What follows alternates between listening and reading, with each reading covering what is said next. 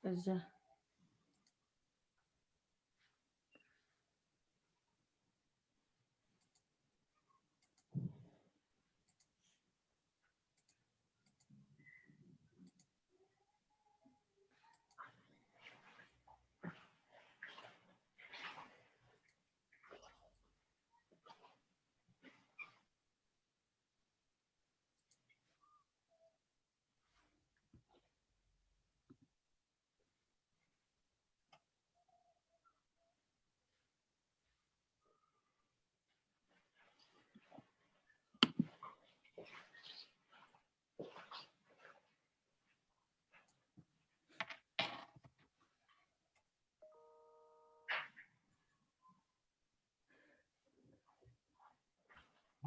Hola, buenas tardes. Sean muy bienvenidos todos.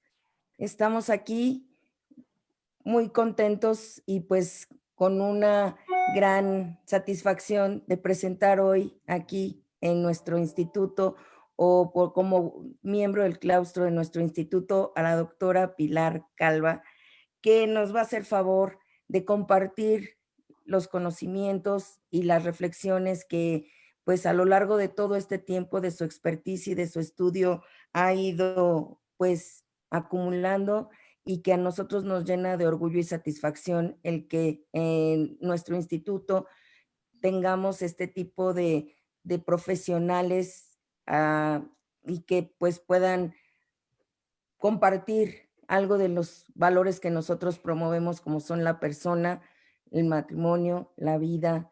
Y pues bueno, sin más preámbulo, la presento para que aprovechemos el tiempo con ella. Ella es la doctora María del Pilar Calva Mercado, es médico cirujano con una especialidad en genética humana y una subespecialidad en citogenética en París, Francia, donde laboró en el servicio del profesor Jérôme Lejeune, maestría en bioética, profesora de varias universidades, entre ellas la Universidad de Dallas. Es consultora de bioética, instructora certificada del método de la ovulación Billings. Y bueno, sin más preámbulos, ella también les compartirá de parte de su esencia, pues cuando uno comparte este tipo de eventos, también comparte la vida. Y pues sin más preámbulo, los dejo con la doctora Pilar Calva. Adelante, doctora, muchas gracias. Buenas tardes, muchas gracias, Patti. A través tuyo agradezco al Instituto Juan Pablo II. Me siento muy privilegiada, le decía a Patti que me ha emocionado mucho preparar esta plática, ¿sí? Esta plática pude haberla hecho, he pensado, ¿no? Pensé que si hablaba directamente de sus documentos, si nombraba su alcance en discursos, ¿no?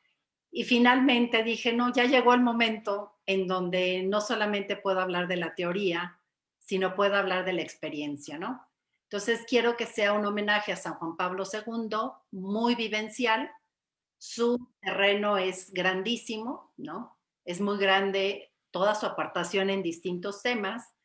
Y claro, pues como médico, como persona dedicada a la bioética clínica, pues decidí limitarlo al Evangelio de la vida, ¿no? Primera cosa, ¿cómo conozco a Papa San Juan Pablo II? ¿Cómo influyó en mi vida? ¿Sí? Yo la verdad es que no lo conocía. Llegué al quinto año de la carrera de medicina, el momento del internado, terminé el internado, yo había escuchado de él, estamos hablando del año 81, ya había hecho algún viaje acá, pero pues no me llamaba la atención. Y es a través de un profesor, el profesor Jérôme Lejeune, con quien tuve el privilegio de estudiar, primero para hacer mi tesis de pregrado, después para hacer una subespecialidad en citogenética, que conozco a San Juan Pablo II. ¿Por qué llego a San Juan Pablo II a través de Lejeune?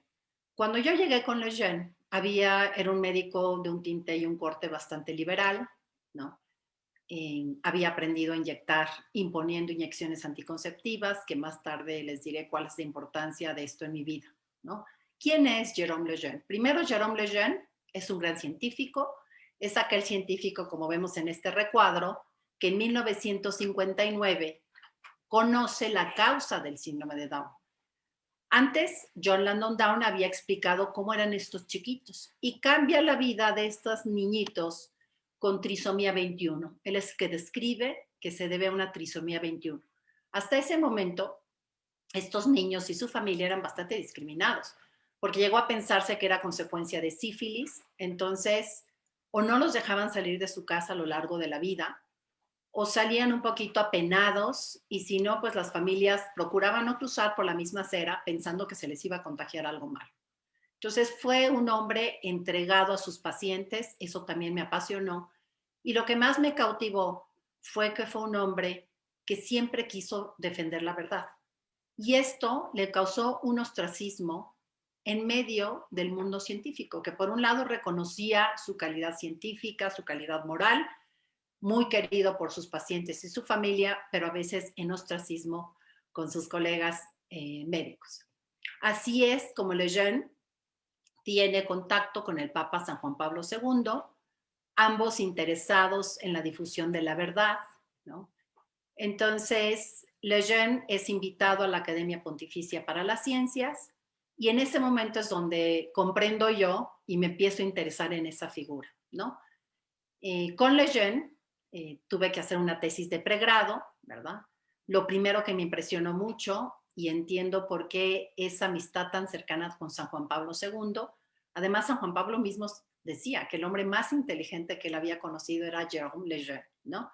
Y yo la verdad es que necesitaba a alguien muy inteligente que realizara esa conversión, que tenía que empezar con un tema intelectual, ¿no?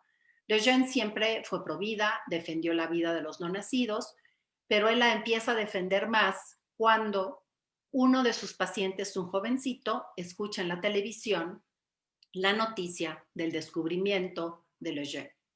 Pero en la noticia, él capta lo siguiente, ¿sí? La siguiente consulta, él se lanza a los brazos de Lejeune y le dice: profesor, prométame que nos va a defender, porque nos quieren matar. Y entonces él alcanzó a entender cómo este descubrimiento de Lejeune es utilizado para dictar sentencias de pena de muerte, ¿no?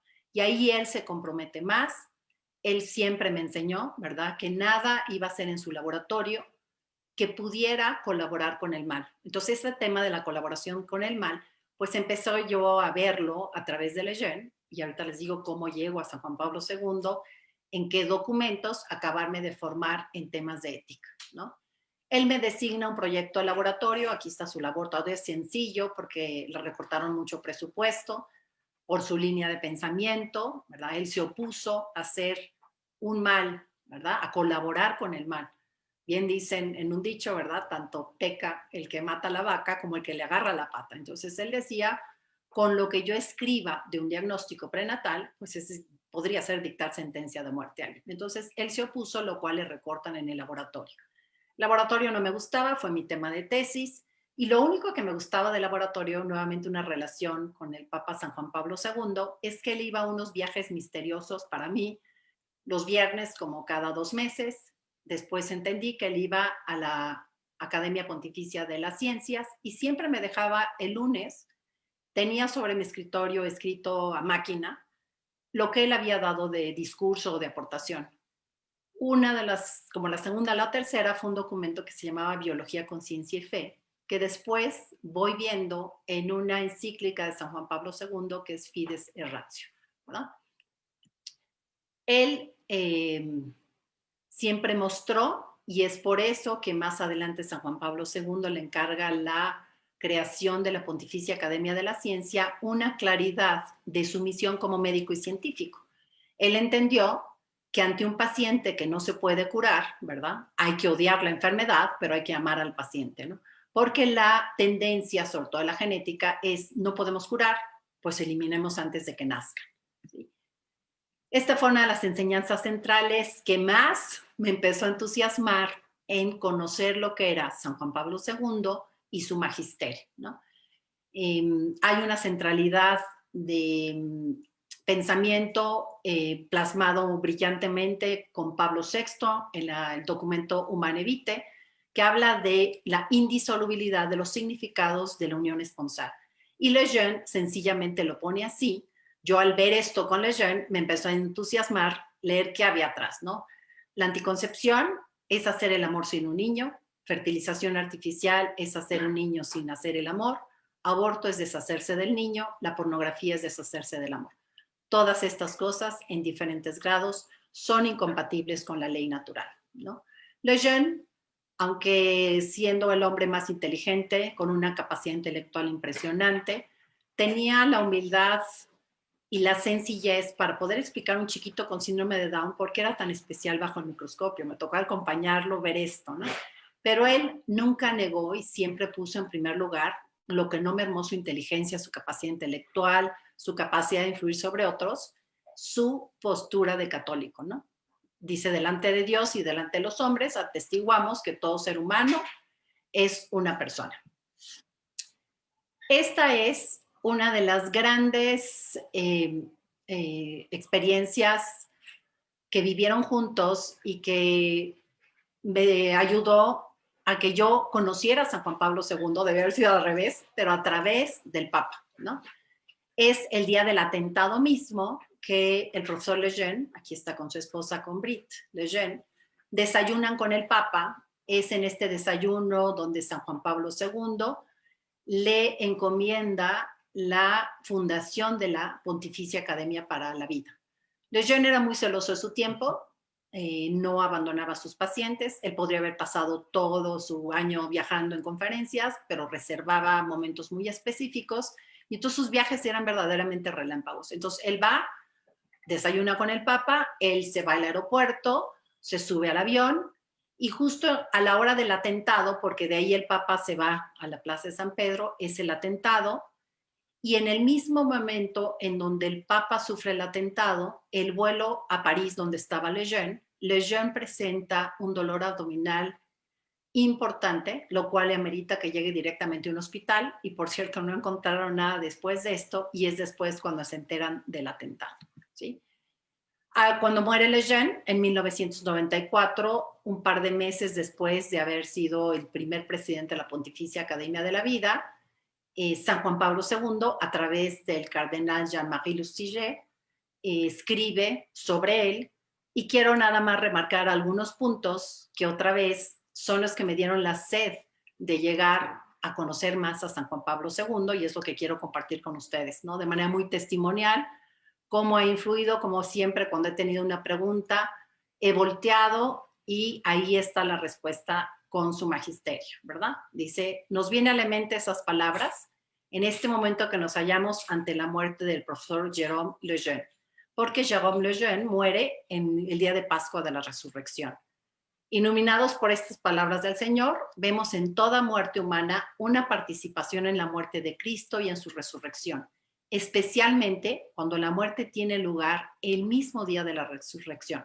Esta muerte testimonia con mayor fuerza la vida a la que el hombre está llamado en Jesucristo.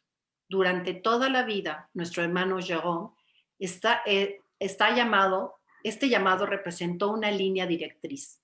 Como biólogo, sintió pasión por la vida. En su campo fue una de las mayores autoridades mundiales. Diversos organismos lo invitaban a dar conferencias y le pedían sus consejos. Lo respetaban, incluso quienes no compartían sus convicciones más profundas, ¿sí? Dice, nos hallamos hoy ante la muerte de un gran cristiano del siglo XX, un hombre para el que la defensa de la vida fue un apostolado, ¿sí? En particular, quisiera agradecer el haber tomado la iniciativa de la creación de la Academia Pontificia para la Vida. El profesor Jérôme Lejeune, miembro de la Academia Pontificia de las Ciencias, desde hacía muchos años, preparó todos los elementos necesarios para esta nueva fundación, cuyo primer presidente fue. Estamos seguros de que pedirá ahora la sabiduría divina por esta institución tan importante que le debe en gran parte su existencia, ¿sí? Está fechada y es por el Papa San Juan Pablo II. De ahí paso, ¿sí? Bueno, este es otro dato interesante. 3 años después de la muerte de Lejeune, va San Juan Pablo II a la Jornada Mundial de la Juventud en París. Tenía una tarde libre, recibe diversas invitaciones y él dijo, no es un momento personal, ya lo tengo ocupado. Y después, por todos los periódicos a nivel mundial, sale San Juan Pablo II en una tumba muy humilde, muy sencilla, como fue Lejeune, en Étampes, visitando un viejo amigo, ¿verdad? Y lo vemos al Papa acompañado como siempre quiso el Santo Padre, ¿verdad? Por los más pequeños, que casi siempre los más pequeños son estos niños que hoy son desechados como cosas, que son utilizados, ¿verdad? Y que pues San Juan Pablo II, en un alma paralela con Lejeune, pues siempre vio por ellos. Vamos al recorrido de San Juan Pablo II. Entonces, conozco a San Juan Pablo II, lo conozco posteriormente a que él publica este documento que se llama Familiares Consorcio. Él lo publica en 1981. La primera ocasión que estuve con Lejeune fue el 82, el 83. Aproximadamente por el 84 estaba interesada en este documento, ¿no? Entonces, San Juan Pablo II fue un hombre que siempre pues pudo ver el futuro y pudo no solamente darse cuenta de lo que iba a pasar, sino saber qué es lo que tenía que hacer, ¿no? Que esto es algo que ha influido fuertemente, ¿no? Entonces, ustedes saben que la familia en los tiempos modernos ha sufrido como quizás ninguna otra institución. Estamos en el 81, ¿cómo estamos ya en el 2020, ¿no? La acometida de las transformaciones amplias y profundas y rápidas de la sociedad y de la cultura. Muchas familias viven en esta situación, permaneciendo fieles a los valores que constituyen el fundamento de la institución familiar. Es por esto que se crea el Instituto San Juan Pablo II, ¿verdad? De toda la encíclica, que es una encíclica preciosa, quiero retomar únicamente esto, ¿verdad? Porque esta me permitió comprender, y ya que conocí a San Juan Pablo II, que llegué a Familiares Consorcio, por este numeral que les pongo aquí, que es el número 84, es riquísima. Les invito a leerla, reflexionarla. Ahora que preparé tuve oportunidad de volver a leer tantos documentos, pues hubiera podido hacer una conferencia de 2000 transparencias, porque es muy difícil, ¿no? Extraer algo que está siendo para mí importante, pero hay muchos otros puntos muy ricos, ¿no? Pablo VI en 1968 publica La Humane Vitae, ¿verdad? Un documento tremendamente controversial, porque habla sobre la inseparabilidad del fin unitivo y procreativo. Y como bien Lejeune lo decía, la anticoncepción lo separa, ¿verdad? Es buscar que haya unión matrimonial, amor, sin que haya bebé. Y refiriéndose en este numeral, San Juan Pablo II habla de la primera profecía de Pablo VI, ¿sí?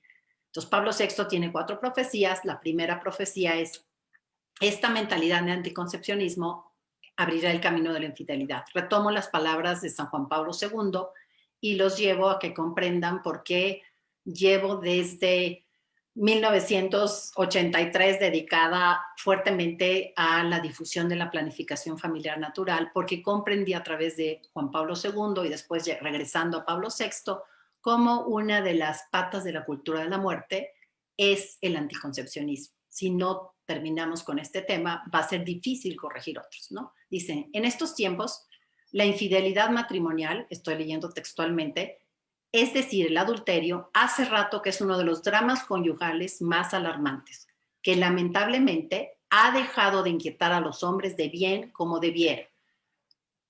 La mentalidad divorcista. La situación de los divorciados vueltos a casar, aunque sea dolorosa y pastoralmente merezcan un cuidado singular por parte de la Iglesia, es, sin embargo, una situación de adulterio. El hecho de que el fenómeno se extienda cada vez más debe preocuparnos seriamente. La segunda causa es precisamente la incomprensión de la enseñanza de Humane Vitae, capítulo 12, sobre la indisolubilidad de los 2 significados o dimensiones del acto conyugal, unión sexual y apertura a la vida. Mantener la unidad de ambos aspectos es condición esencial para respetar la totalidad de la entrega matrimonial. La anticoncepción, que voluntariamente despoja el acto sexual de su valor procreador, lleva a entender la donación conyugal de forma mezquina, como un amor a medias, ¿no? Respondiendo a esto, ¿verdad? Juan Pablo II, en su numeral 32, dice más claramente, ¿no? Dice, cuando los esposos, mediante el recurso al anticoncepcionismo, separan estos 2 significados que Dios Creador ha inscrito en el ser del hombre y de la mujer y en el dinamismo de su comunión sexual, se comportan como árbitros, del designio divino y manipulan y envilecen la sexualidad humana y con ella la propia persona del cónyuge, alterando su valor de donación total. En la práctica, fue también gran amiga de San Juan Pablo II, voy a hablar ya de mi tercer mentor, ¿verdad? Esta mujer, Mercedes Arzude Wilson, ¿no? Quien, pues muy valientemente yendo a invitar al Papa a un congreso de la familia, el Papa no solamente funda este instituto, el Instituto Ciencias del Matrimonio y la Familia, viendo la importancia del ataque que lleva la familia fundada sobre el matrimonio, sino de la importancia de hacer eco a estas palabras, ¿no? Mercedes había tomado el curso del Billings, estaba ayudando y ayudó muchísimo a los doctores Billings, pero vio que era un poco complejo para la mentalidad de la comunidad donde ella vivía. Es originalmente guatemalteca, ¿no? Entonces estaba todavía complicado. Entonces ella simplifica este método, ve al Papa Juan Pablo II, revisa sus libros y le pide que quiere que lo extienda por el mundo, ¿sí? Esta extensión permite hacer realidad otro numeral de San Juan Pablo II. Dice, aquí lo estamos viendo abajo, como explicado a través del sencillo ciclo de la tierra, ¿no? A gente muy sencilla, uno le dice, cuando siembras, pues cuando hay lluvia, si siembras cuando no hay lluvia, no crece la semilla, ¿no?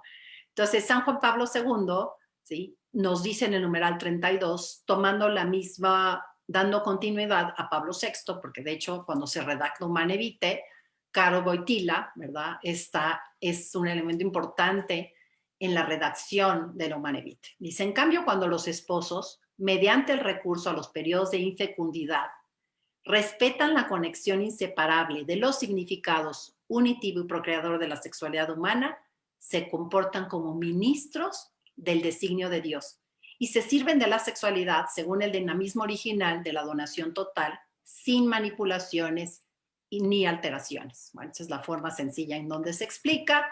Esta es una secreción que la mujer aprende a identificar, ¿verdad? Y esta es decirles que no es importante la regularidad para este método. Todo tipo de ciclos o la combinación de ciclos largos y cortos, podemos ver, todos tienen una época de lluvia que se le enseña a la mujer a distinguir, ¿no? Aquí me siento más apelada todavía. De hecho, yo había ya tomado el curso del método Billings antes de llegar con Lejeune y empezarme a interesar con el Papa. Lo había hecho por un tema médico, porque lo dieron donde estaba haciendo el internado y pues, me habían enseñado que los métodos naturales no servían. Entonces, bueno, pues estaba un poquito escéptica a lo que iba a aprender, ¿no? Dice, la responsabilidad de cuantos médicos, expertos, consejeros matrimoniales, que ahí estarían todos los alumnos de este querido instituto, ¿verdad? Educadoras y parejas, pueden ayudar efectivamente a los esposos a vivir su amor, respetando la estructura y finalidades del acto esponsal, que lo expresa. Un testimonio precioso puede y debe ser dado por aquellos esposos mediante el compromiso común de la continencia periódica, maduran el amor y la vida. Después de 40 años de dedicarme a esto, ¿sí? ¿Cuánto comprendo estas palabras del Papa, verdad?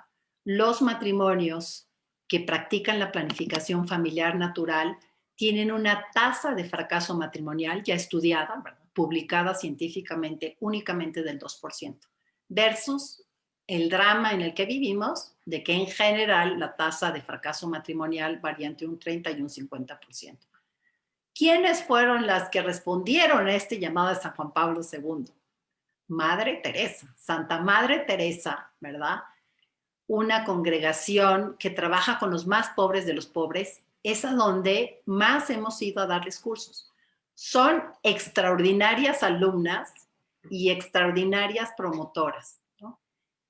Bien sabemos que el estudio más grande de eficacia de cualquier método, ¿no?, de planificación familiar natural ha sido el hecho por la Organización Mundial de la Salud, donde fue a 6 países, 4 de ellos muy pobres, entre ellos la India, ¿verdad?, El Salvador.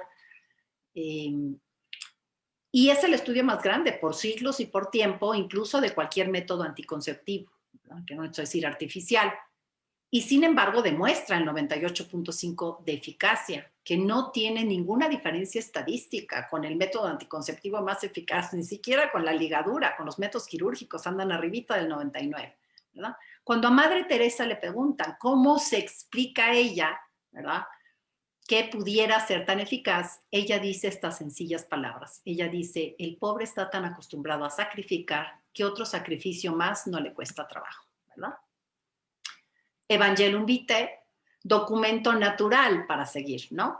Hay 14 años de tiempo, ¿no? Entre el 81 que publica Familiaris Consorcio, para mí fue descubrir esto, ¿no? O sea, yo siempre les digo a los alumnos, el mejor libro de bioética es el Evangelium Vitae. Ahí están todos los temas. Bueno, voy a dedicarme eminentemente a dos que tienen liga con el anterior, ¿no? Juan Pablo II colocaba el Evangelio de la Vida en el centro de su magisterio. Es indudable que para él fue central el tema del Evangelio de la Vida. Evangelium Vitae es una bellísima exposición del valor sagrado e inviolable de toda vida humana desde su inicio hasta su término. Sobre este valor se fundamentan la convivencia humana y la política, ¿sí? Recordemos la famosa frase de Madre Teresa, ¿verdad? No puede haber paz si hay el aborto en una sociedad. Juan Pablo II observaba un eclipse del valor de la vida en nuestra cultura contemporánea y pedía a todos los miembros de la Iglesia que ofrezcan nuevos signos de esperanza para edificar una civilización de la verdad y del amor. En el numeral 53, la vida humana es sagrada porque desde su inicio comporta la acción creadora de Dios y permanece siempre en una especial relación con el Creador, su único fin. Solo Dios es Señor de la vida desde su comienzo hasta su término. Nadie en ninguna circunstancia, puede atribuirse el derecho de matar de modo directo a un ser humano inocente. Entre los delitos que el hombre puede cometer contra la vida, el aborto procurado presenta características que le hacen particularmente grave e ignominioso. La gravedad moral del aborto procurado se manifiesta en toda su verdad si se reconoce que se trata de un homicidio. En la decisión sobre la muerte del niño aún no nacido, además de la madre, intervienen con frecuencia otras personas. Puede ser culpable el padre del niño, las presiones de familiares y amigos, responsables los médicos y el personal sanitario. La responsabilidad implica también a los legisladores que han promovido y aprobado leyes que amparan el aborto. Juan Pablo II, muy actual, ¿verdad? Tenemos lo que pasó en diciembre pasado, ¿verdad? Entonces, San Juan Pablo II fue muy claro, muy duro en el Evangelium Vitae, y tiene un documento sobre dimensiones jurídicas y éticas del aborto, donde al aborto le llama un crimen abominable, ¿no? Bueno, tiene el tema, a veces pensamos que la cultura de la muerte es en el tema de la vida física, ¿no? Pues el aborto es una manifestación de la cultura de la muerte, otro es al final de la vida la eutanasia, pero la cultura de la muerte es más amplia. Han muerto los valores, ¿no? Ahora ya ha muerto la verdad. Entonces, ¿cómo él contrapone la civilización del amor a la cultura de la muerte y el esplendor de la verdad sobre el relativismo ético? Entonces, queriendo, después de haber recibido estas primeras lecciones de ética de la vida con Jérôme Lejeune, ¿no? Cayó en mis manos este documento extraordinario, ¿verdad? La Veritatis Splendor, es una encíclica sobre el esplendor de la verdad del 93, ¿no? Está escrita 25 años después de la Humane Vitae, ¿no? Entonces, el mismo año, que fue en el 2018, se celebran los 50 años de la Humane Vitae y los 25 años de la Veritatis Splendor, que es sobre algunas cuestiones fundamentales de la enseñanza moral de la Iglesia, tan necesaria desde el momento que el Papa lo alertaba en el 93, ¿no? Que él alertaba fuertemente del relativismo ético y que hoy cada vez más necesitamos. Dice, el esplendor de la verdad brilla en todas las obras del Creador y de modo particular en el hombre, creado a imagen y semejanza de Dios, pues la verdad ilumina la inteligencia y modela la libertad del hombre, que de esta manera es ayudado a conocer y amar al Señor, ¿no? Entonces, este es un súper documento. Es precioso cómo toca ahí el tema de la libertad, ¿no? Y muy unido a este pues está la Fides et Ratio. ¿Se acuerdan que yo les dije que uno de los documentos que el Papa, que Lejeune me llevó en una de las visitas a la Academia Pontificia de las Ciencias, de donde pues estaba ahí San Juan Pablo II, ¿verdad? Fue el de Biología, Conciencia y Fe. ¿Cuánto nos cuesta a los que tenemos duras cabezas racionales, ¿verdad? Que nos hemos preparado de una manera muy científica, pero muy alejada de la fe, y que tenemos, y el mundo cultural hoy lo hace, como decir, tú no puedes pensar, ser científico y a la vez tener fe, ¿no? Entonces, como él en este brillante documento de Fides et Ratio, Fe y Razón, ¿verdad? Habla sobre cómo es totalmente compatible la fe y razón. Dice, la fe y la razón son como dos alas con las cuales el espíritu humano se eleva hasta la contemplación de la verdad, ¿sí? Hoy qué poco se contempla la verdad, ¿no? Dios ha puesto en el corazón del hombre el deseo de conocer la verdad y en definitiva de conocerle a él para que conociéndolo y llamándolo pueda alcanzar también la plena verdad sobre sí mismo. Hubo un momento en mi vida profesional donde yo tuve que escoger entre dedicarme a ser un académico únicamente racional, cuidarme mucho de que no me identificaran como católica, que pues no me vieran, que acompañaba a un obispo en una rueda de prensa, ¿no? Y pues resonando ese documento de Biología, Conciencia y Fe, habiendo saboreado Fides y Ratio, me animé a decir, puedo hacer las dos, ¿no? Y no me arrepiento, y realmente San Juan Pablo II tenía toda la razón. Uno vuela más alto cuando uno tiene el ala de la fe y la razón. Algunos alumnos me preguntan, ¿no? Mi conferencia estrella quizás sea el estatuto humano del embrión o el embrión preimplantatorio y toda la genética, la epigenética y eso. Y una pregunta que me suelen hacer es, ¿cómo los demás genetistas o científicos no ven lo mismo que usted ve? Creo yo, porque mucho tiempo viví fuera de este estado de gracia, fuera de este amor a Jesucristo, pues yo no veía la verdad, ¿no? Y fue cuando pude tener ambas alas para volar que pude volar más alto, ¿no? Nuevamente San Juan Pablo II extraordinario, ¿sí? Hoy él alerta sobre la ideología de género, ¿verdad? Fuertemente. Él se opuso muchísimo, o sea, hubo únicamente la delegación de Guatemala y la Santa Sede, que se opusaron en el 95 en la famosa conferencia de Beijing, ¿no? Primera conferencia mundial de la mujer, donde se declara la plataforma de Beijing, a partir de la cual pues, cada 5 años se revisan y se proponen y se presionan los objetivos que se pretenden en este documento, ¿no? Pero mucho antes de ese tema, él ya comprendía la importancia de hablar sobre la dignidad de la mujer. Entonces, él en 1988, ¿sí? Indudablemente ya había un feminismo que no era un feminismo de género, era un feminismo liberal, ¿verdad? Él ya ve la importancia de escribir sobre la mujer. Entonces, otro gran documento, ¿verdad?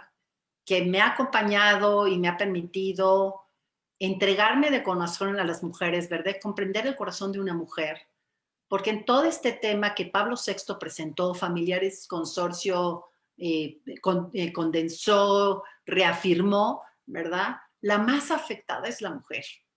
Con el tema de la ideología de género, que engañosamente se plantea como una manera de liberar a la mujer, en realidad es una manera de esclavizar a la mujer, ¿sí?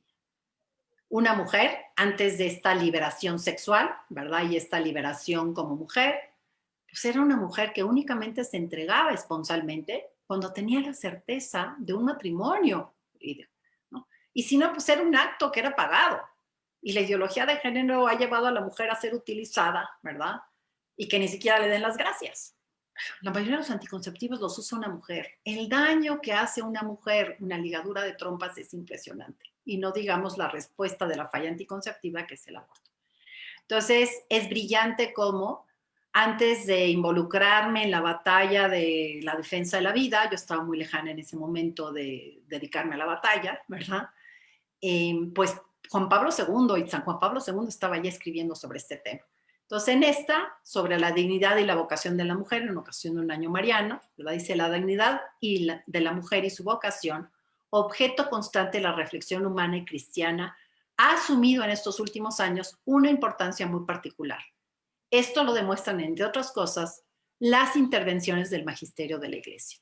¿Cuál fue una intervención brillante de San Juan Pablo II en el tema de la mujer? Además de Dignitas Persona, que les recomiendo leerlo, hay un capítulo que habla sobre el genio femenino, no sobre el mal genio femenino, sino sobre el genio femenino, que mi vida personal me ayudó, ¿no? Ahí San Juan Pablo II reconoce la genialidad de la mujer como esposa, como madre, como profesionista, como legisladora, ¿no? Pero él siempre dice, la mujer debería de ofrecer sus servicios como un apostolado, ¿verdad? Para servir y no competir con el varón, ¿verdad? Y esto en mi vida personal pues me llevó a poder hacer un balance entre una vida de familia y una vida de profesionista, ¿no? En este documento, que es un discurso que él, bueno, una carta que él manda al secretario general de esta primera conferencia de la mujer, donde pone unos elementos que son extraordinariamente importantes y son tan actuales para la discusión de ayer o de mañana, ¿no? Ponen el número 7. La trivialización de la sexualidad, especialmente en los medios de comunicación, y la aceptación en algunas sociedades de una sexualidad sin freno moral ni responsabilidad, son perjudiciales sobre todo para la mujer. En una sociedad que sigue este camino, es muy fuerte la tentación de recurrir al aborto como una solución para el resultado no deseado de la promiscuidad sexual y de la irresponsabilidad, a menudo abandonada a sus propias fuerzas o presionada para que acabe con la vida de su hijo antes de que nazca, debe soportar después el peso de su conciencia que le recuerda siempre que ha quitado la vida a su hijo. Esto es extraído de Dignitas, de Mulieris Dignitatem. Otro tema difundido, culturizado, ahora hablamos del homosexualismo, además del tema de homosexualidad, que es un tema médico, ¿verdad? Es un tema también al cual San Juan Pablo II le dedicó especialmente, ¿verdad? Y que a veces nos cuesta trabajo tener las respuestas y las tenemos en su pontificado, ¿no? En el Catecismo de la Iglesia Católica, ¿verdad? De 1997, en estos numerales, él toca abiertamente el tema y dice, el Catecismo de la Iglesia Católica han confirmado la enseñanza de la Iglesia sobre la homosexualidad. El Catecismo distingue entre los actos homosexuales y las tendencias homosexuales. Respecto a los actos, enseña que en la Sagrada Escritura estos son presentados como pecados graves. La tradición los ha considerado siempre intrínsecamente inmorales y contrarios a la ley natural. Por tanto, no pueden aprobarse en ningún caso. Esos son los actos. Ahora, se refiere a las tendencias homosexuales profundamente arraigadas que se encuentran en un cierto número de hombres y mujeres. Son también estas objetivamente desordenadas y con frecuencia constituyen también para ellos una prueba. Tales personas, como personas, deben ser acogidos con respeto y delicadeza. Respecto a ellas, se evitará cualquier estigma que indique una injusta discriminación. Ellas están llamados a realizar la voluntad de Dios en sus vidas y a unir el sacrificio de la cruz del Señor, las dificultades que puedan encontrar. En su pontificado, la Congregación de la Doctrina de la Fe escribe esta carta pastoral, de atención pastoral a las personas homosexuales, también es hermosísima, ¿no? En el mismo tono, ¿verdad? Es el no al acto homosexual gravemente desordenada, pero dedica toda una encíclica a ver de qué manera hay que pastorear, ayudar a las personas homosexuales como personas que queremos su bien, ¿verdad?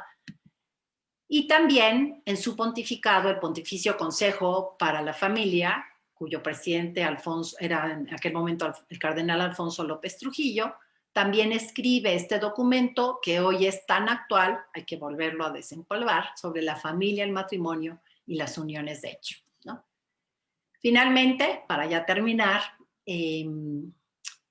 llego al tema de la ética del final de la vida. ¿Cuánto aprendizaje, no solamente de los documentos de San Juan Pablo II, sino de la forma que él testimonia sus últimos años, sus últimas semanas, sus últimas horas, ¿sí? Otra vez inmerecidamente, me encuentro yo en Roma en enero del 2005, ¿verdad? Y puedo vivir los dos temas del final de la vida, ¿no? Fueron inolvidables los días que marcaron el paso a la casa del Padre de San Juan Pablo II, después de una larga enfermedad vivida como un testimonio cristiano que atrajo no solo a los creyentes, sino también a personas alejadas de la iglesia, ¿verdad?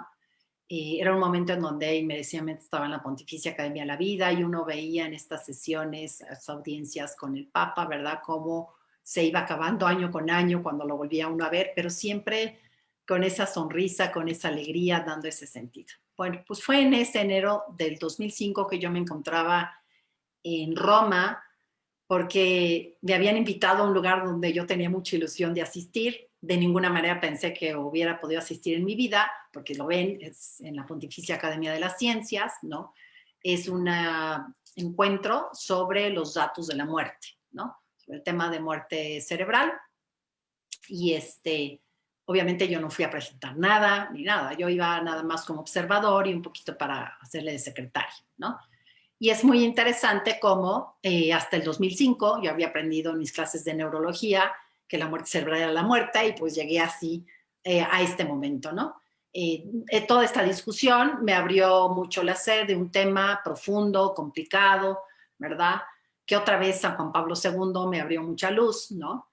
Yo ya escuchaba como médico y como que al principio uno no sabe filosofía, como que uno no se cuestiona las cosas, ¿no? Pero bueno, es habitual que entre médicos digamos tal paciente tiene muerte cerebral, pero no tiene muerte clínica, ¿no? Es hasta muy interesante cómo connotan y dicen persona con muerte cerebral, paciente en muerte cerebral, pero no dicen cadáver con muerte cerebral, ¿no? Les hago este cuadrito muy simple porque tengo poco tiempo, pero para que se comprenda el discurso de San Juan Pablo II, del cual voy a referirme enseguida, ¿no? Hay los signos tradicionales para detectar la muerte, ¿no? Y entonces hay personas, así se llaman personas, ¿verdad? Que están en muerte cerebral, y cadáveres, ¿no? Que tiene una gran diferencia, ¿no? Entonces, cuando hablan de muerte clínica, que fue paro cardiorrespiratorio, es quizás el cadáver que ustedes conocen, ¿no? No sé cuántos de ustedes se han enfrentado a estar frente a una persona con muerte cerebral, pero hay una gran diferencia, ¿no?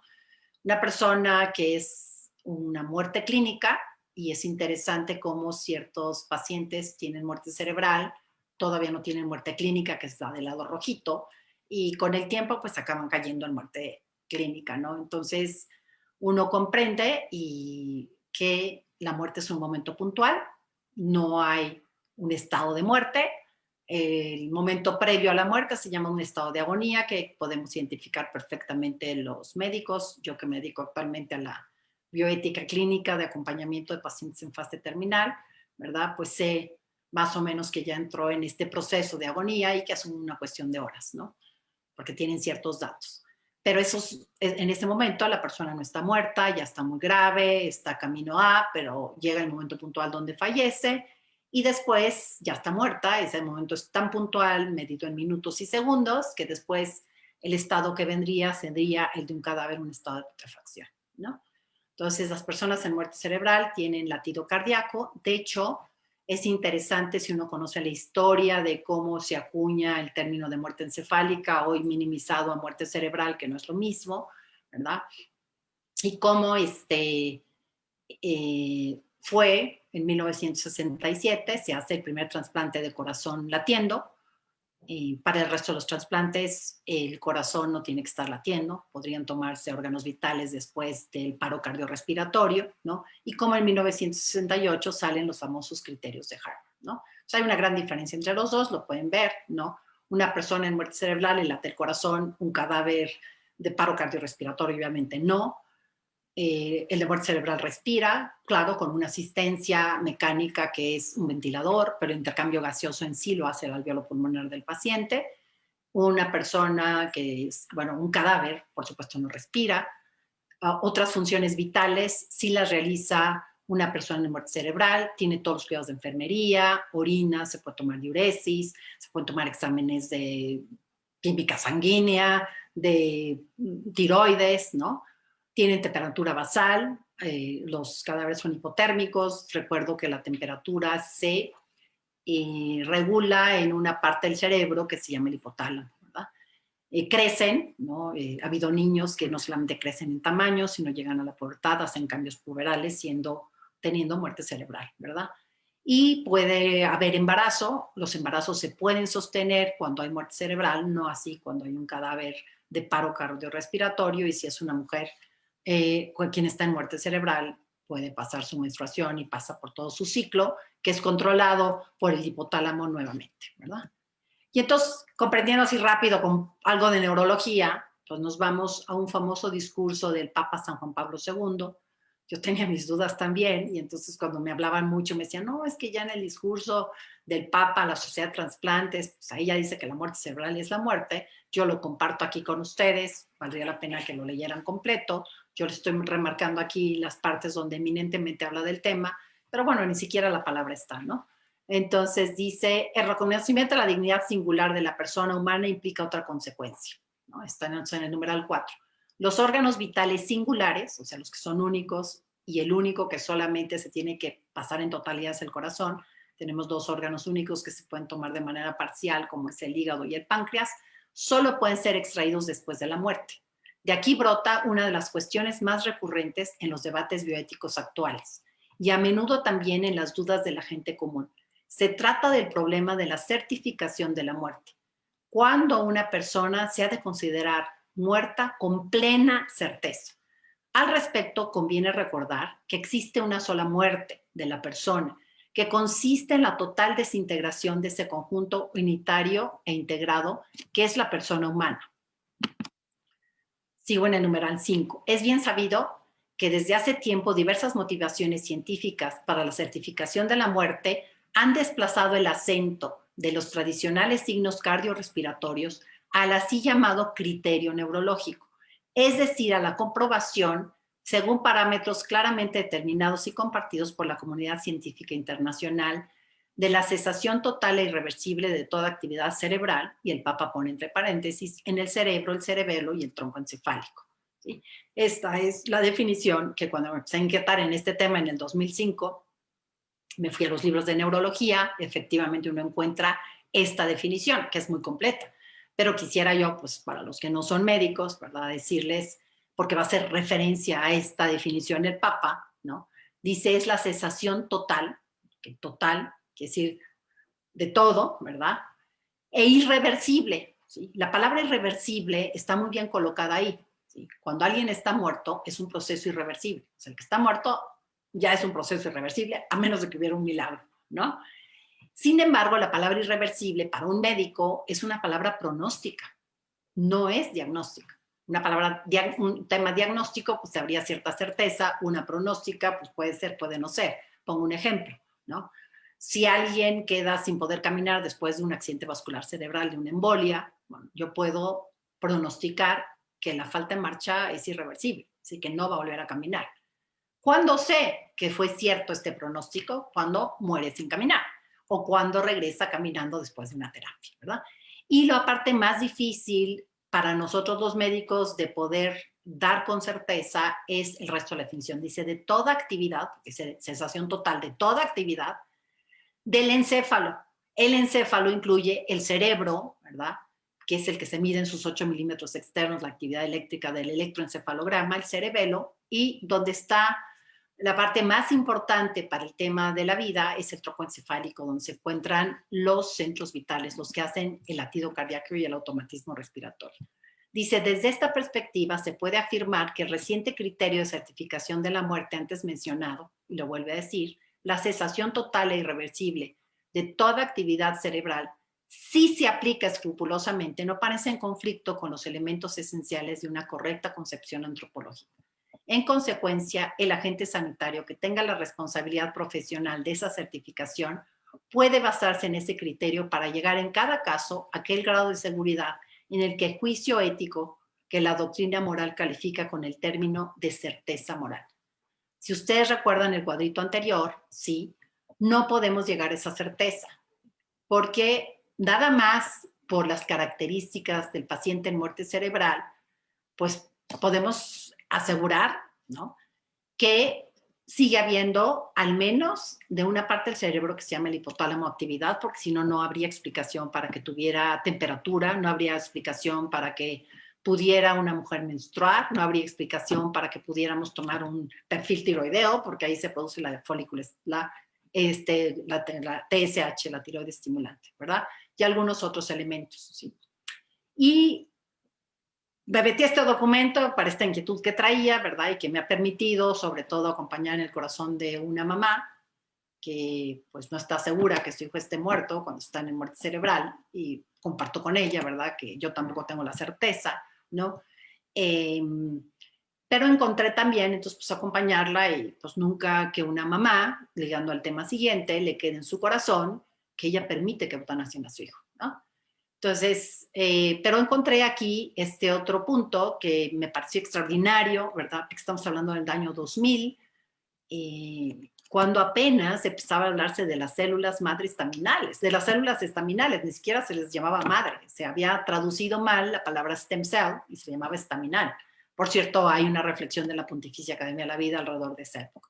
Dice, al concluir, expreso mi esperanza de que la investigación científica y tecnológica en el campo de los trasplantes, gracias a la labor de tantas personas generosas y cualificadas, siga progresando y se extienda también a la experimentación de nuevas terapias alternativas al trasplante de órganos.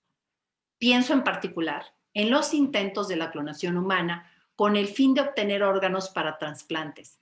Esos procedimientos, al implicar la manipulación y destrucción de embriones humanos, no son moralmente aceptables, ni siquiera cuando su finalidad sea buena en sí misma.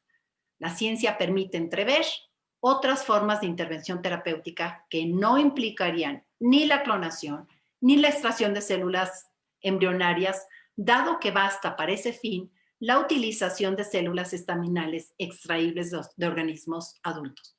Esta es la dirección por donde deberá avanzar la investigación si quiere respetar la dignidad de todo ser humano, incluso en su fase embrionaria. Qué bárbaro, San Juan Pablo II. Estamos en el año 2000. La mayor parte de los protocolos estaban hechos sobre células madre de tipo embrionario. Apenas empezaba a conocer que existían estas células madre en la etapa adulto. Y muchos años después, es decir, hoy en el 2020, prácticamente ya no hay protocolos de investigación en embrionarias. Quedan muy poquitos. La mayoría son hechas sobre adultos. No tanto en respuesta a San Juan Pablo II. Pero bueno, San Juan Pablo II nos fue dando luz, sino porque son aquellas que no hacen oncogénesis y han podido dar resultados, ¿verdad? Y es una buena respuesta. Uno de los órganos sobre los cuales se ha visto mayor eficacia, aunque sigue siendo un tema de investigación, es sobre infarto miocardio, ¿no? Entonces, como este nuevo campo de células madre de adulto abren una medicina reparadora, ¿verdad? Que pues, no tiene el concepto aquí, lo acuñamos después, ¿verdad? Pero la idea es ir y con estas células reparar los órganos dañados para ya no tener que trasplantar. Y es brillante como el órgano que al único que tendríamos que llegar a extraerlo en una muerte cerebral, y el resto puede tomarse después de un paro cardiorrespiratorio, todos los elementos necesarios que lo hicieran ético, ¿no? Pero como pues responde y es de los que más han servido, inyectar células madre de tipo adulto en el pericardio. Finalmente, 2 documentos, ¿verdad? Este cambió y fue un parteaguas en mi consulta médica. Los genetistas damos una consulta difícil, hasta el día de hoy no curamos y damos malas noticias, ¿no? Acompañamos en el sufrimiento a la persona, ¿verdad? Entonces, cuando uno sabe y puede y tiene los elementos para dar un sentido al sufrimiento, ¿verdad? Cambia la historia de esta enfermedad, porque cambiamos de los porqués a los para qué. Y esto lo encontré en esta carta apostólica, ¿verdad? Se llama Salvifici Doloris, es una carta de San Juan Pablo II que él no solo escribe, sino hace patente con los últimos años de su vida, ¿verdad? Sobre el sufrimiento cristiano, sobre el sentido del sufrimiento humano, ¿verdad? Dice, suple en mi karma, dice el apóstol Pablo, ¿verdad? Indicando el valor salvífico del sufrimiento. En el número 27 dice, es un documento precioso, ¿verdad? Dice, los que participan en los sufrimientos de Cristo conservan en sus sufrimientos una especialísima partícula del tesoro infinito de la redención del mundo y pueden compartir este tesoro con los demás. El hombre, cuanto más se siente amenazado por el pecado, cuanto más pesadas son las estructuras del pecado que lleva en sí el mundo de hoy, tanto más grande es la elocuencia que posee en sí el sufrimiento humano.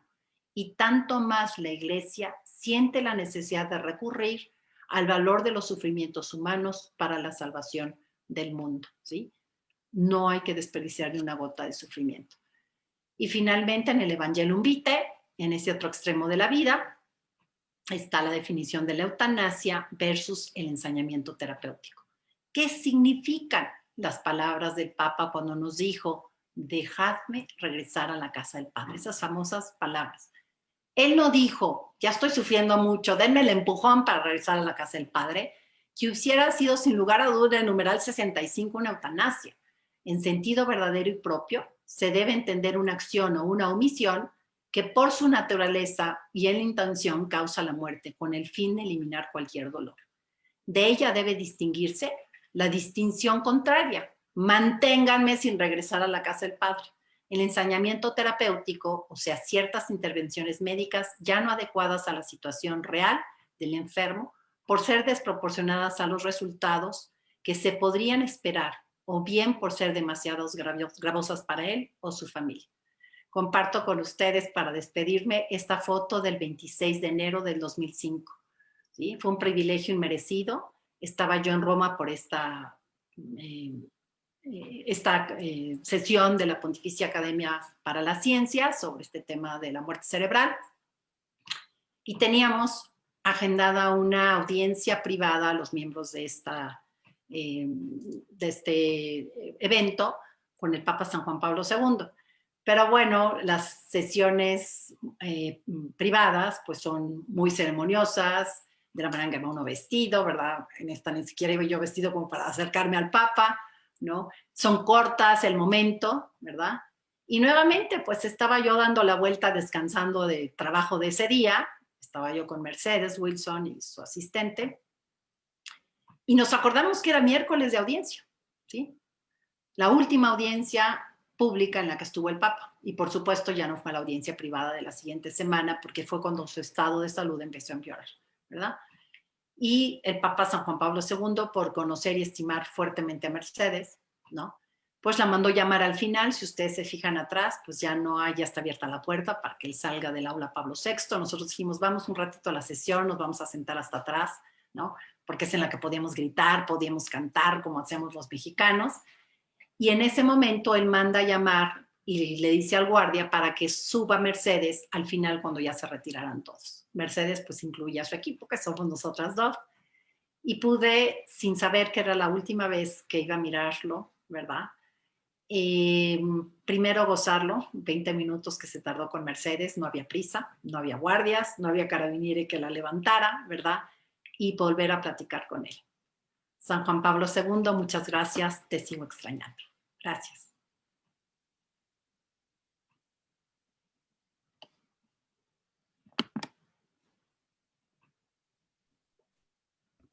Doctora Pilar, muchísimas gracias por todo lo que nos ha removido, motivado, lo que hemos aprendido, reflexionado con todos los estudios que usted ha tenido y las experiencias que ha tenido en su vida. Le agradecemos el que lo haya compartido con nosotros a nombre de pues nuestro instituto y como parte de él desde hace muchos años. Verdaderamente este pensamiento que San Juan Pablo a lo largo del tiempo, junto con los mentores que usted ha mencionado, estos grandes personajes que han influido en el mundo y en la vida, pues muchísimas gracias por compartirlo. Vamos a ver el video de nuestro instituto para que nos conozcan y también, mientras los asistentes nos hacen favor de escribir sus preguntas y después del video pasamos a esta sesión de preguntas y respuestas. Muchas gracias, doctora Pilar.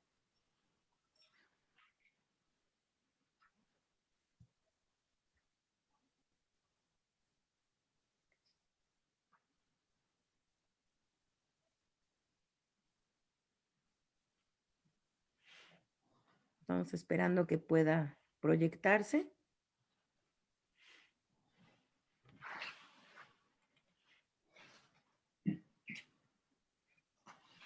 Como es un evento en vivo, ahora sí que como dicen,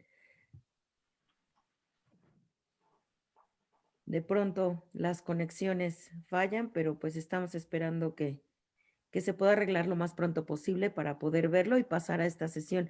Mientras podemos ir escribiendo nuestras preguntas que seguramente serán muy interesantes, pues en todo lo que usted nos compartió y todo lo que nosotros podemos como agente de cambio que el instituto promueve y con sus profesores como lo es usted, pues llevar a nuestros escenarios en donde nos desempeñamos cada uno y el rol que desempeñemos siempre va a haber un fruto de ello y pues siempre con esas alas que usted nos menciona para volar más alto. Qué buena frase. Muchas gracias, doctora.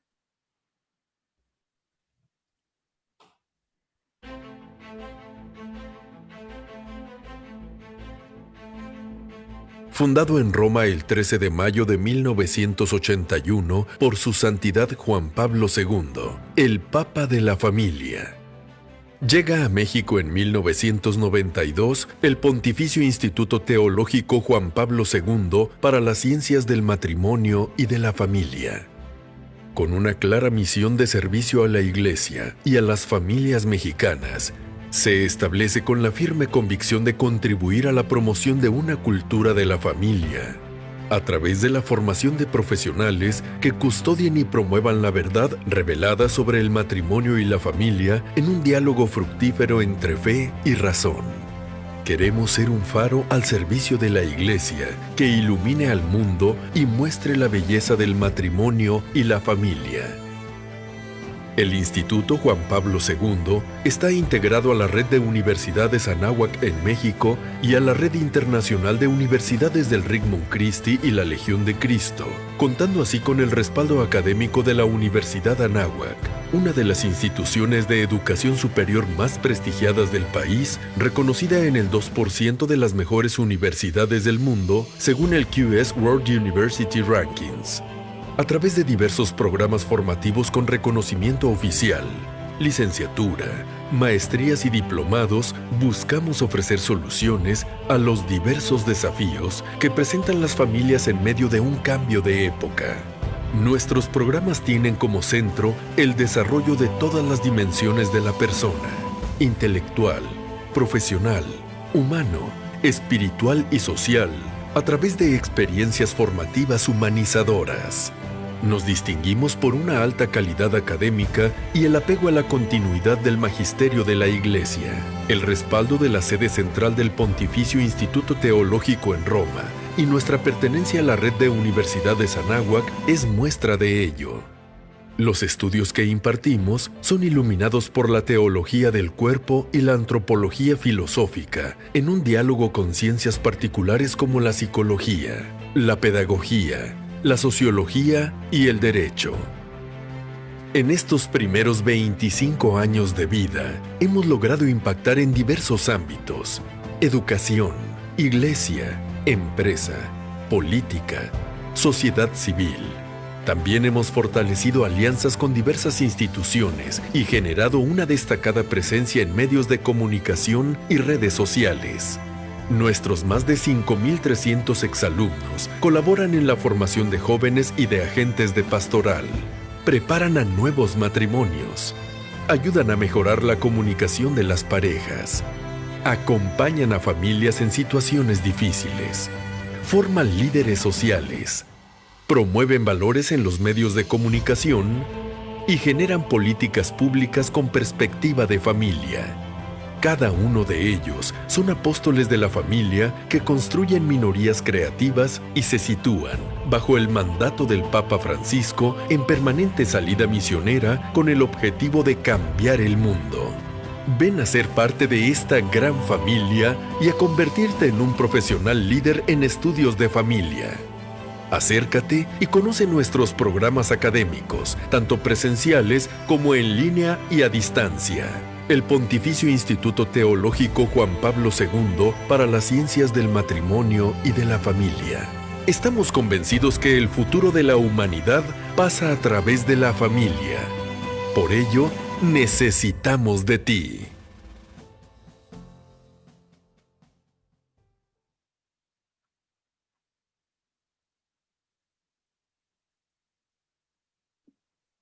Nuevamente le reiteramos nuestro agradecimiento, doctora Pilar.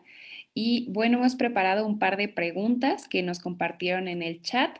Desafortunadamente por el tiempo no podemos contestarlas todas, pero vamos a tratar de contestar al menos un par de ellas.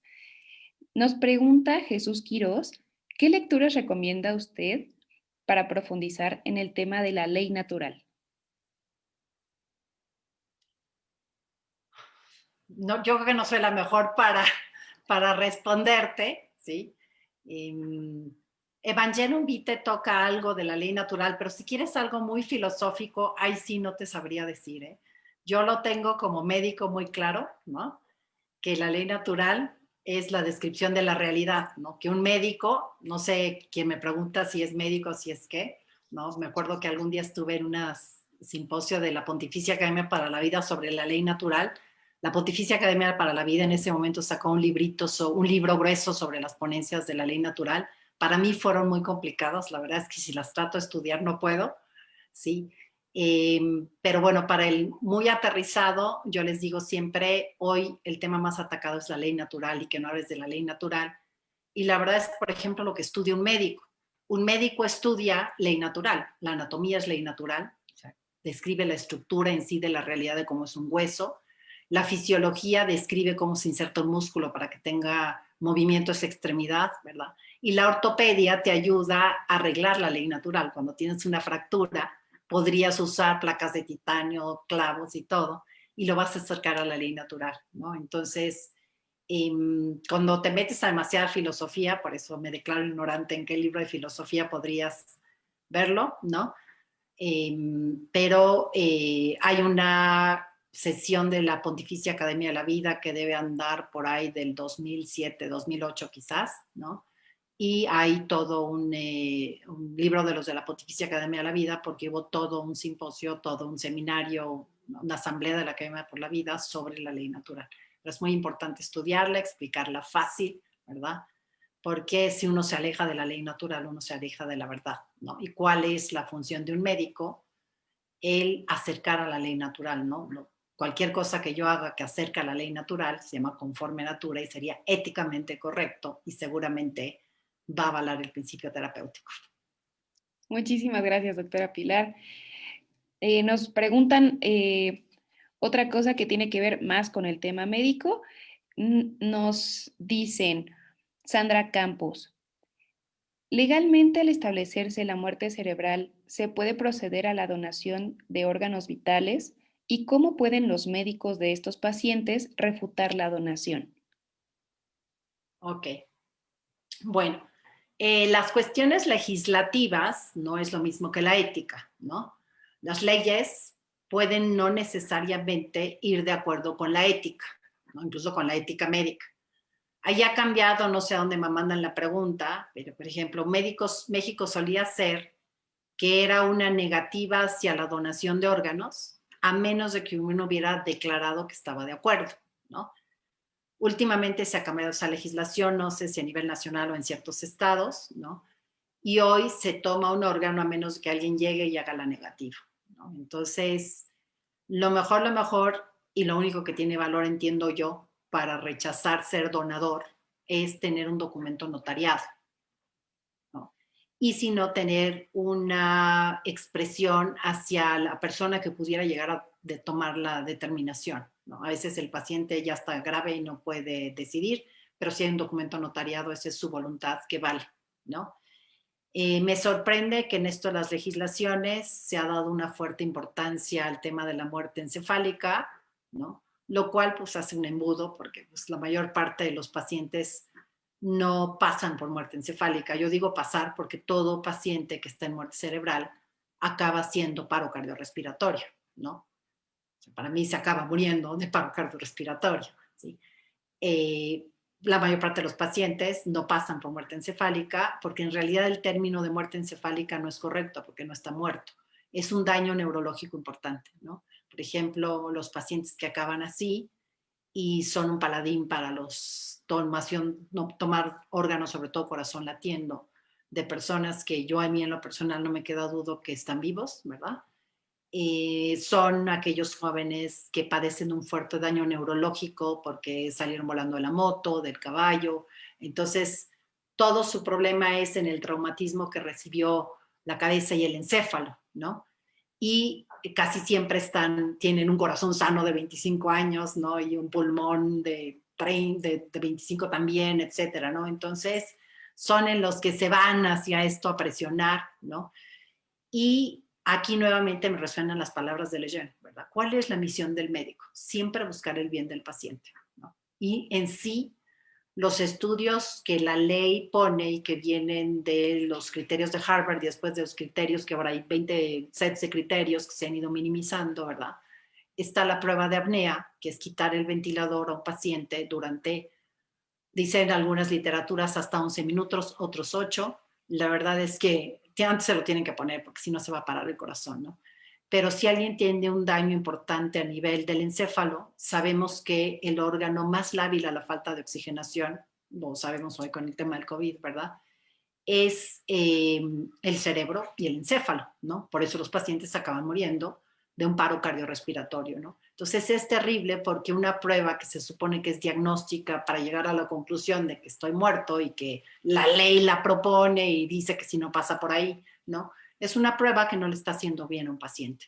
Un paciente que tiene un problema en su cerebro, en su encéfalo, justamente tengo que cuidar que esté mejor oxigenado, que no tenga fiebre alta y todo lo que cualquier mamá sabe a su hijito, ¿verdad? Y entonces no se cumple el principio terapéutico, ¿no? Entonces empieza a haber arbitrariedades en los principios. Pero yo me aferraría más a quien haya hecho la pregunta, más que tratar de comprender el tema legal, que bueno, hay que entenderlo para saber si uno se va a meter en un problema legal por seguir el tema ético, ¿verdad? Pero finalmente saber que es más importante la parte ética. Y las leyes pues varían por votación y eso, ¿no? Muchísimas gracias, doctora Pilar. Y finalmente tenemos la última pregunta. ¿Qué la ha mantenido perseverante en la lucha por tan alto ideal que está siendo tan atacado en la vida y la familia?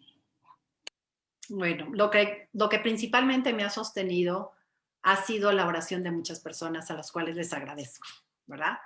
Cada vez que atiendo a un paciente en lo personal, que doy una plática, que después se hace la fila de la conferencia, ¿no? Y me cuentan y me abren su corazón y se los agradezco, ¿no? Están tan agradecidas las personas que me dicen, ¿no? ¿Qué puedo hacer por usted? O a veces ellos me lo ofrecen y yo les dije, reza por mi familia y por mí, por mi perseverancia, ¿sí? No es fácil, no es fácil ser fiel a la verdad en un mundo donde todo se relativiza porque es más fácil, ¿no? Relativiza principios para así usar y para que nos complicamos en hacer algo que vamos a tardar más tiempo, ¿no? Bueno, pues es porque es lo que tengo que hacer, ¿no? La segunda que me ha llevado es tener siempre, y esto es para los jóvenes, es muy importante que tengamos modelos a imitar, por eso este fue un gran homenaje a San Juan Pablo II y un pequeñito homenaje a los otros 3 mentors que estaban muy involucrados con la vida de San Juan Pablo II, ¿verdad? Pero siempre es bueno tener un modelo de alguien, ¿no? El modelo principal indudablemente ha sido Lejeune, ¿no? Lejeune sufrió fuertemente un ostracismo. Nosotros conocemos la parte bonita, ¿verdad? Pues bueno, pues fue grandioso, descubrió el trisomía 21 y declaró ante Naciones Unidas, ¿no? Pero pues también fue muy golpeado, ¿verdad? Y vivió el ostracismo, ¿no? El ostracismo sobre todo sus colegas científicos. Entonces, no es fácil ser signo de contradicción, no es fácil que te cierren las puertas en tu alma mater, en tus compañeros de área, ¿no? Pero bueno, pues hay que uno siempre ser fiel a su conciencia, ¿no? Y la última es, creo que sí, y da algo especial el poder perseverar en una vida sacramental, ¿no? Yo no podría vivir sin sacramentos presenciales, ¿verdad? Porque uno está constantemente tomando, ¿no? Rectificando camino porque uno también se equivoca, ¿no? Pido disculpas a los que les ha hecho un daño, ¿no? Porque todos nos equivocamos, pero siempre tener esa claridad es una claridad de la gracia, ¿no? Hay almas sencillas que tienen esa gracia como almas sencillas, que son por las que yo quisiera seguir trabajando. Me he salido fuertemente del ambiente académico universitario, de los altos vuelos científicos, porque me he decidido dedicar a personas de segundo de primaria para abajo, que son esas almas como de niños, ¿verdad? Que no se vale que nadie las escandalice, ¿no? Y aquí agradezco públicamente a la señora Clotilde, no me acuerdo si se llamaba así, ¿verdad? Pero es la señora que en primer lugar me sacudió la conciencia cuando yo estaba en segundo año de la carrera. Yo le quise poner un anticonceptivo y ella perpleja se volteó y me dijo, doctora, ¿por qué me da una pastilla si no estoy enferma de nada? Gracias, señora Clotilde. Me tardé 5 años en hacerte caso. Hice mucho daño a muchas mujeres, pero muchas gracias.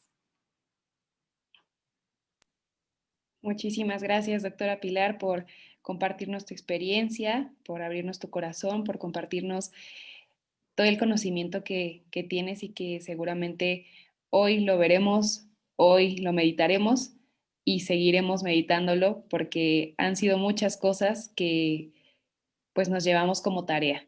Muchísimas gracias por compartirnos todo esto y en nombre del Pontificio Instituto Teológico Juan Pablo II te agradecemos tu tiempo, tu entrega y tu testimonio hoy. Muchísimas gracias, doctora Pilar. Al contrario, muchísimas gracias por esta oportunidad.